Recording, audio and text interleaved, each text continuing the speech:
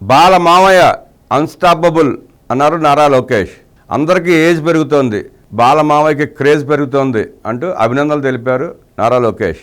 అగ్ర కథానాయకుడు హిందూపూర్ ఎమ్మెల్యే నందమూరి బాలకృష్ణకు పద్మభూషణ్ పురస్కారం ప్రకటించడం పట్ల మంత్రి నారా లోకేష్ అభినందనలు తెలియజేశారు. బాలయ్య అన్స్టాపబుల్ పద్మభూషణ్ అవార్డు అందుకున్న మీ అందరి బాలయ్య, నా ముద్దుల మావయ్య బాలకృష్ణకు అభినందనలు.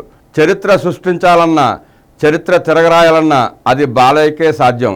50 years ఇండస్ట్రీ, సినిమా, సేవా కార్యక్రమాలు, టెలివిజన్ షోస్, పాలిటిక్స్, ఎందులోనైనా నెంబర్ 1 మన బాలయ్య. హీరోలకి ఫ్యాన్స్ ఉంటారు, కానీ మన బాలయ్యకు డై హార్డ్ ఫ్యాన్స్ ఉంటారు.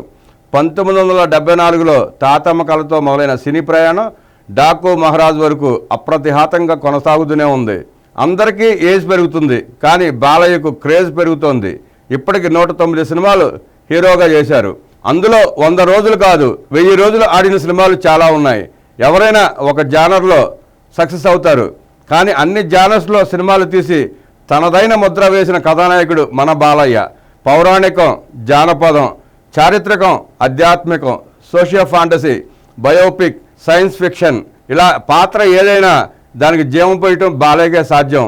గౌతమిపుత్ర శాతకర్ణిగా మీసం మెలేసిన బాలయ్యే, అఖండగా గర్జించిన బాలయ్యే.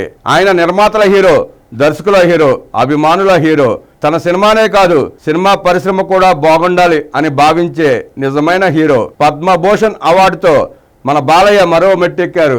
కంగ్రాట్స్ బాలమామయ్య అని మంత్రి లోకేష్ పేర్కొన్నారు. నటసింహం బాలయ్య గారికి పద్మభూషణ్ అవార్డు రావటం ఆంధ్రప్రదేశ్ ప్రజలందరికీ కాదు, తెలుగు ప్రజలందరికీ గర్వకారణం అన్నారు మంత్రి అచ్చెన్నాయుడు.